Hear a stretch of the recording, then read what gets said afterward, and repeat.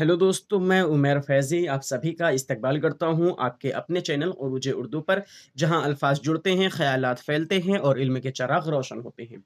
आज की इस दिलचस्प क्लास की बात करें तो आज की हमारा मौज़ू बीपीएससी टीआरई 4.0 होने वाला है। बहुत ज़्यादा इस पर कमेंट आ रहे थे और हमारे व्हाट्सएप पर मैसेजेस भी आ रहे थे कि इसके बारे में इन्फॉर्मेशन बताइए, ये काफ़ी चर्चे में है और क्या है, कैसे है, कब इसका नोटिफ़िकेशन आएगा, कैसे इसकी भर्ती होती है, कैसे इसका प्रोसेस होता है और हमारी तरफ से उर्दू का फ्री बैच स्टार्ट होगा कि नहीं होगा, तमाम इन्फॉर्मेशन जो भी है, आज आपको इस वीडियो के ज़रिए से मिल जा रही है। तो चलिए क्लास को शुरू करते हैं। सबसे पहले देख लेते हैं कि बीपीएससी टीआरई 4 ये क्या होता है ना? बीपीएससी टीआरई 4 क्या है? उससे पहले इंट्रोडक्शन दे दें कि आज हम लोग क्या पढ़ने वाले हैं। तो आज हम लोग बीपीएससी को मुकम्मल तफ़सील के साथ जानने की कोशिश करेंगे और ये देखेंगे कि इसमें उर्दू के तलबा किस तरह उस्ताद बन सकते हैं। यानी अगर आपकी लैंग्वेज उर्दू है और उर्दू लैंग्वेज से आप टीचर बनना चाहते हैं, तो आप किस तरीके से इसमें टीचर बन सकते हैं, इसको आज कंप्लीट हम लोग देखने वाले हैं, ठीक है? तो चलिए क्लास को शुरू करते हैं। तो सबसे पहले देख लेते हैं कि बीपीएससी हमारा है क्या? ये बीपीएससी का फुल फॉर्म क्या है और ये किस तरीके से एग्ज़ाम कंडक्ट कराता है और क्या है, सब डिटेल में हम लोग देखेंगे। तो बीपीएससी यानी Bihar public service commission. BPSC का फुल फॉर्म क्या है? बी से बिहार, पी से पब्लिक और एस से सर्विस और सी से कमीशन। अब ये क्या होता है? ये ऑफिसर्स की भर्ती कराता है। क्या कराता है? ऑफिसर्स। जैसे एक आपने नाम सुना होगा, ज़ाहिर-सी बात है आपने सुना ही होगा यूपीएससी, है ना? यूपीएससी, है ना? तो उसी तरीके से ठीक बीपीएससी है। अब बीपीएससी में एक चीज़ और इंक्लूड हो जाता है, उसको बोलते हैं टीआरई। क्या बोलते हैं? टीआरई। तो ये क्या हो जाएगा? BPSC TRE. अब ये टीचर के लिए हो जाता है, ठीक है? अब ये टीचर के लिए हो जाता है। अब अगर बात बीपीएससी टीआरई की करें तो इसका फुल फॉर्म होगा बिहार पब्लिक सर्विस कमीशन। ये हमने बीपीएससी का फुल फॉर्म तो पहले से देख लिया। अब उसके बाद जो इसमें ऐड हो जाता है टी और आर और ई ऐड हो जाता है, इसका मतलब क्या होता है? टीचर रिक्रूटमेंट एग्जामिनेशन, ठीक है? तो Bihar public service commission teacher recruitment और एग्जामिनेशन, ये इसका फुल फॉर्म होता है। अब ये क्या होता है? ये टीचर की भर्ती कराता है, ठीक है? टीचर। क्या रहेंगे? टीचर।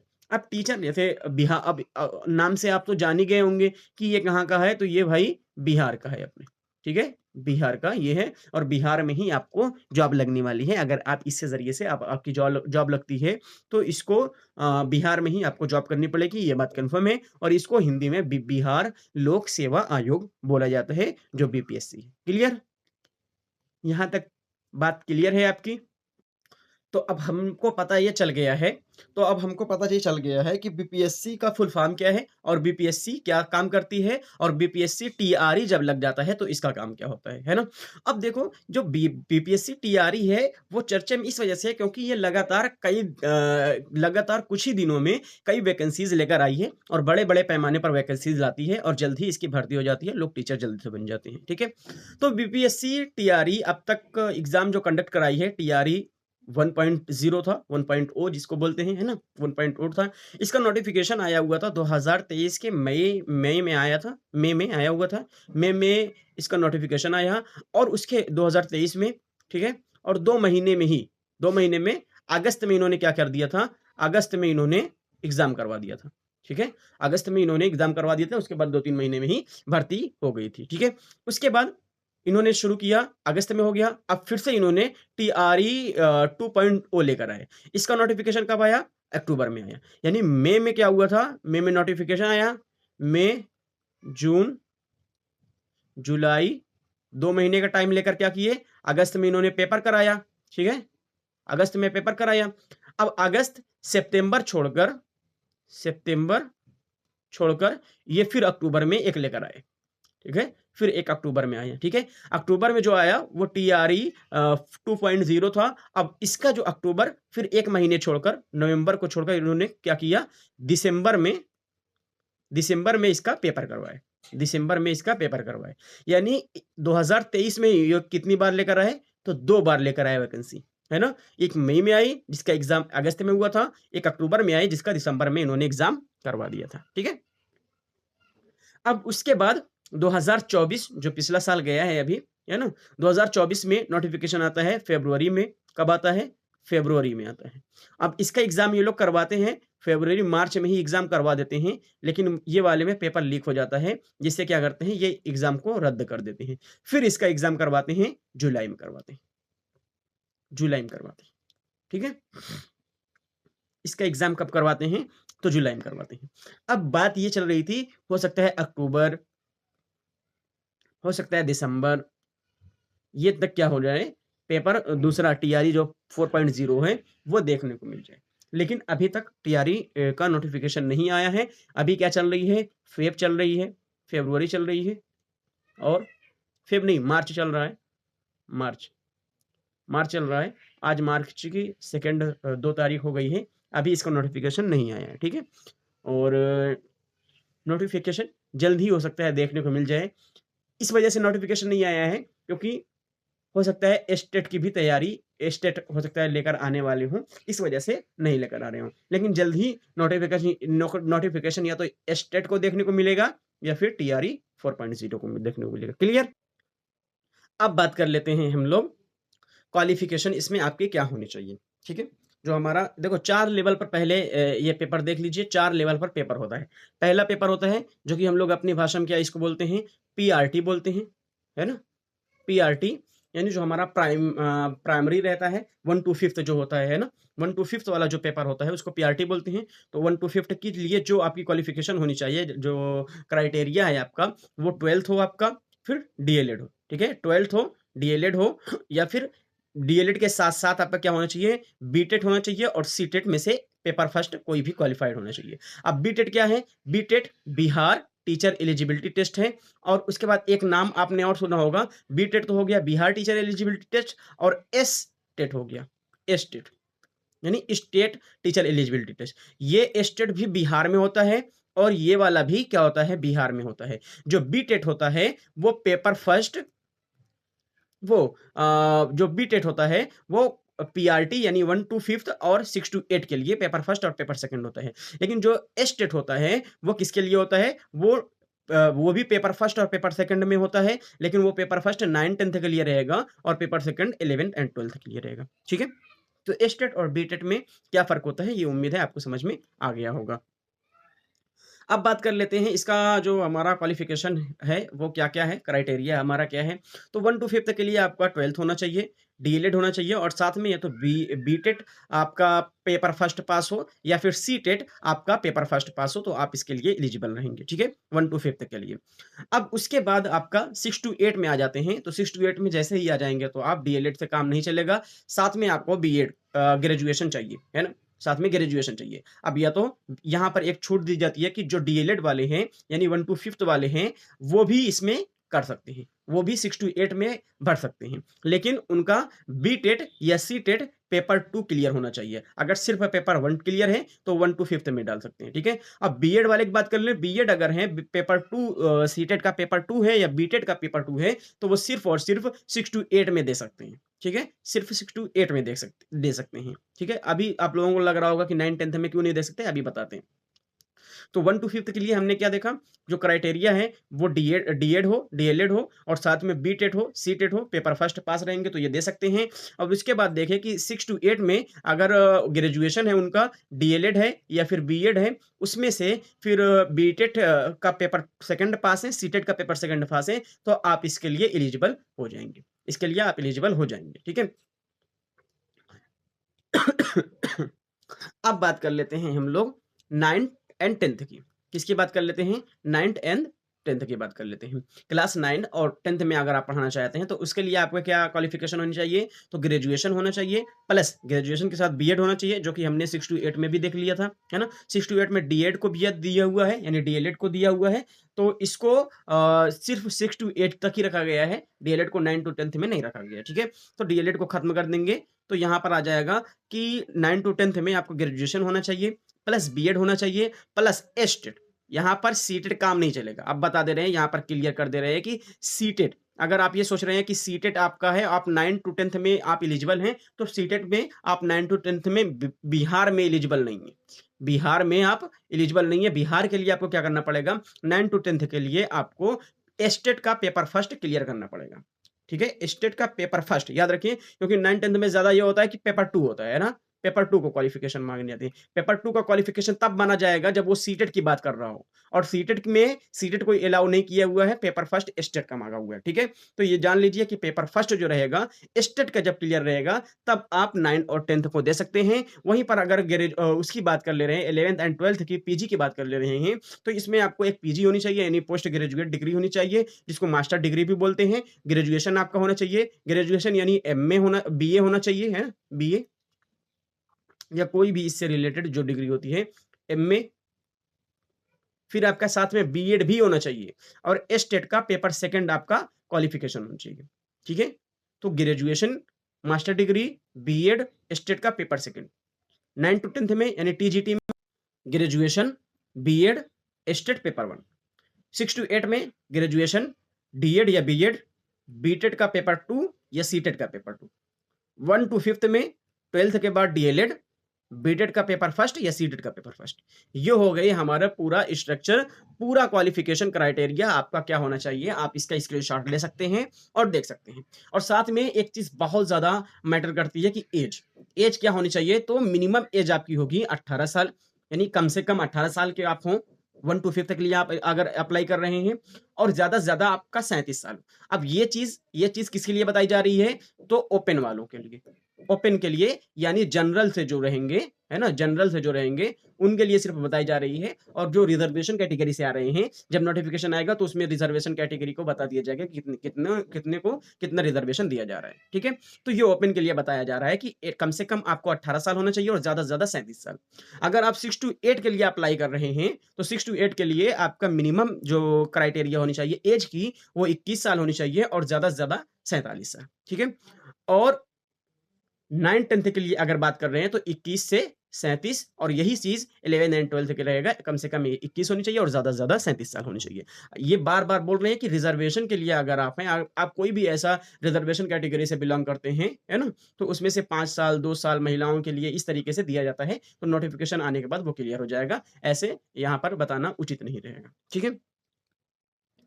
अब आ जाते हैं हमारा एग्ज़ाम पैटर्न क्या रहेगा, उसको ये बहुत ज़्यादा मायने रखता है। क्यों? क्योंकि एग्ज़ाम पैटर्न इसमें सब पेपर का अलग-अलग है। अभी दिखाते हैं किस तरीके से, और मेरिट कहाँ से कैसे बनती है, उसको समझ लेते हैं धीरे से। अब देखो, ये कुल मिलाकर पेपर कितने का होता है, तो पेपर होगा 150 क्वेश्चन इसमें होंगे, और 150 मिनट का। 150 मिनट का रहेगा, यानी 120 मिनट हो जाएगा 2 घंटा, और फिर आधा घंटा, यानी ढाई घंटे का हमारा कुल पेपर होगा। ढाई घंटे का पेपर होगा, और 150 क्वेश्चन रहेंगे। जैसे आप लोग सीटेट दिए होंगे, टेट दिए होंगे, है ना? तो सेम उसी तरीके से 150 क्वेश्चन रहेंगे और 150 मिनट रहेंगे आपके पास। हर क्वेश्चन पे 1 मिनट आपको लगाना है।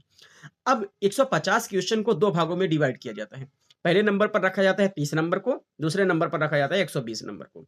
अब ये 30 नंबर जो है, 30 नंबर में आपका क्या-क्या दिया जाएगा? 30 नंबर में सिर्फ़ आपको ये दिखाया जाता है कि भाई आप जिस एरिया से आ रहे हो, क्या आप हमारे एरिया की लैंग्वेज जान रहे हो? या कुछ लैंग्वेज ऐसी है जो आपको जानना ज़रूरी है, क्योंकि बच्चों को पढ़ाएँगे अगर लैंग्वेज नहीं पता है आप लोगों को, तो कहाँ से पढ़ा पाएँगे, है ना, बिहार में।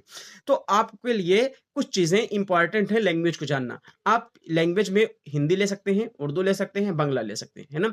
ये आपकी हो गई पहली लैंग्वेज, और सेकंड लैंग्वेज कंपल्सरी रहेगी आपकी, जो कि इंग्लिश रहेगी। अब पहली लैंग्वेज चाहे आप, जैसे अभी हम उर्दू के पढ़ाने को रहे हैं, तो उर्दू अगर 22 उर्दू आप ले ले रहे हैं, तो आपका 22 नंबर का उर्दू रहेगा 30 नंबर में, और इंग्लिश रहेगा आपका 8 नंबर का। तो कितना हो गया ये 30 नंबर हो गया, है ना? 30 नंबर हो गया। अब कितना बचा हमारे पास? 120 नंबर बचा हुआ है। 120 नंबर यहाँ पर है। 120 नंबर में आपको जनरल अवेयरनेस पढ़ना रहेगा, करंट अफेयर्स पढ़ना रहेगा, सोशल साइंस पढ़ना रहेगा, मैथ पढ़ना रहेगा, रीजनिंग पढ़ना रहेगा, एटीसी, यानी जितनी भी चीज़ें हैं पीआरटी के लिए, वो सब आपको पढ़ना पड़ेगा। ये ध्यान रहे कि ये 1 टू 5th के लिए बता रहे हैं। अभी 6 टू 8 और 9, 10th, 11, 12th के लिए नहीं बताया, उसका पैटर्न अलग है। तो ध्यान दें, आप सभी की मेरिट लिस्ट जो बनेगी, सिर्फ़ 120 नंबर पर बनेगी। ये जो 30 नंबर है, ये सिर्फ़ क्वालिफ़िकेशन है। इसमें से आपको 30% लाना है।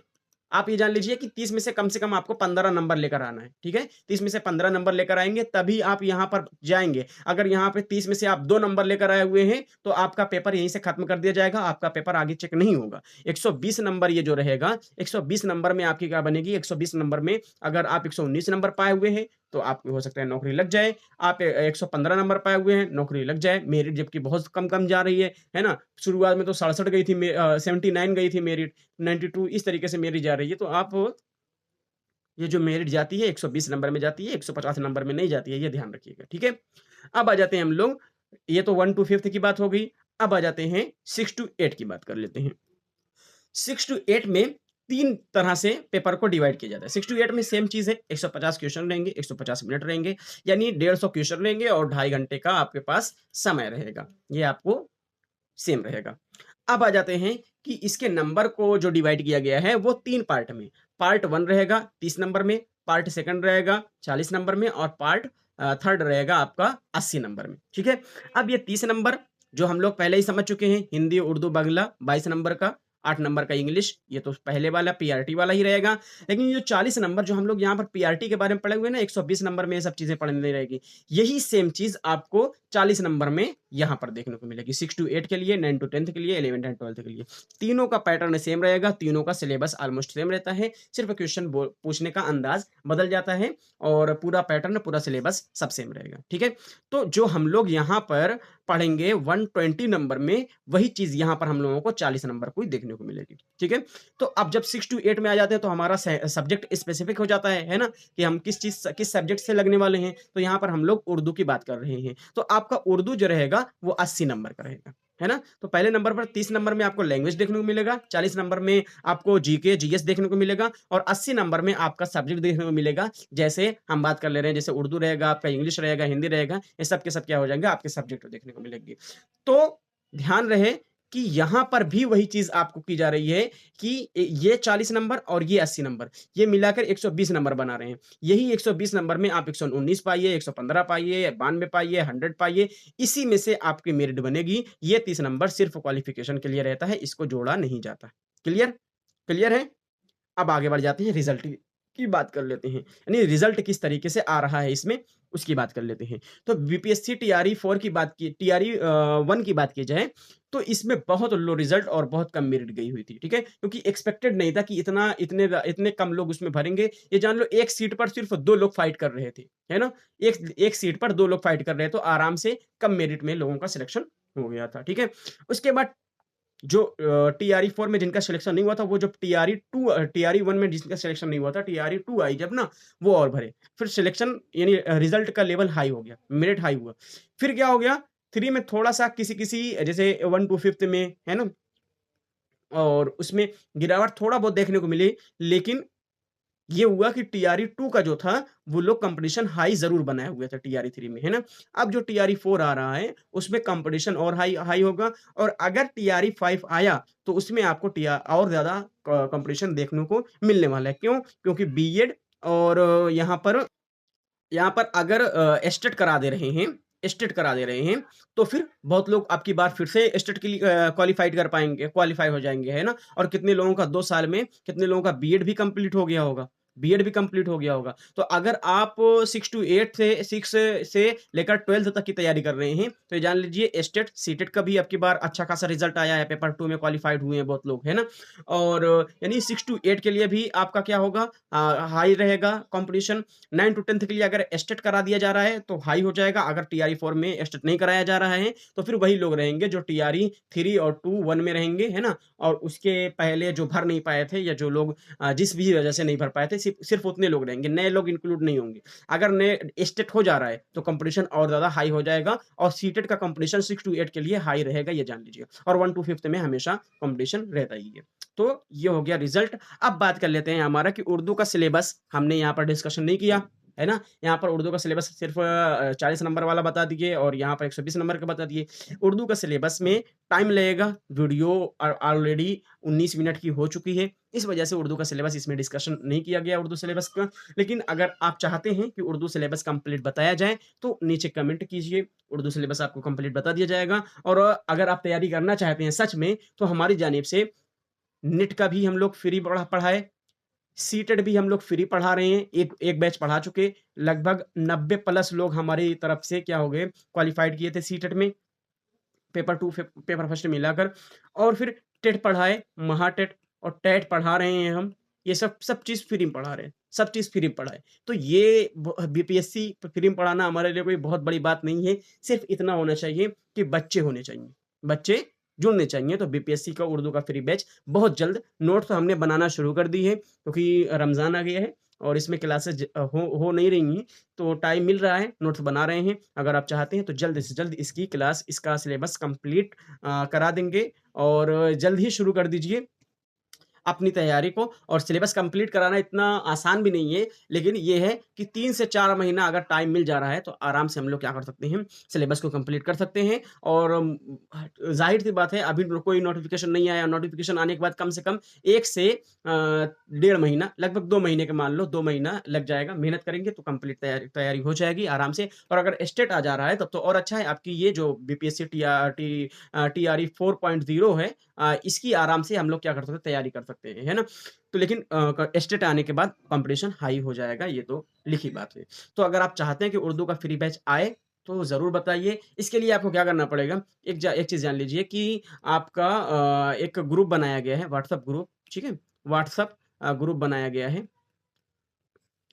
यूट्यूब पर सभी क्लासेस चलती हैं, आपको पता है, जो पुराने लोग होंगे वो जान रहे होंगे, यूट्यूब पर सभी क्लासेस चलती हैं। और व्हाट्सएप या टेलीग्राम पर क्या की जाती है, टेलीग्राम पर या फिर व्हाट्सएप पर नोट्स दी जाती है। तो इस वाले जो इस बीपीएससी वाले जो बैच शुरू होगा, इसका टेलीग्राम पर नोट्स नहीं दी जाएगी, व्हाट्सएप पर सिर्फ नोट्स दी जाएगी। और व्हाट्सएप ग्रुप का लिंक जो नीचे डिस्क्रिप्शन बॉक्स में दिया गया है, आप वहाँ से ग्रुप को जॉइन कर लीजिए। और जितने लोग हमको ये पता चलेगा कि जल्द से जल्द सब लोग जॉइन कर रहे हैं, और जल्द से जल्द इसमें हम लोग क्या करेंगे, बैच लाना शुरू कर देंगे, है ना? जितने बच्चे होंगे जल्द से कम 20 से 25 हो जाएँ, 20 से 25 पढ़ने वाले हो जाएँ, तुरंत ये बैच शुरू कर दे रहे हैं। क्लियर? तो उम्मीद है ये सब चीज़ समझ में आ गई होगी। आज की क्लास में सभी डाउट्स आपके क्लियर हो गए होंगे। क्लास कैसी लगी ज़रूर बताइएगा। फिर मिलते हैं आप लोगों से किसी अगली क्लास में। शाद रहिए, आबाद रहिए, खुश रहिए, ज़िंदाबाद रहिए। खुदा हाफ़िज़।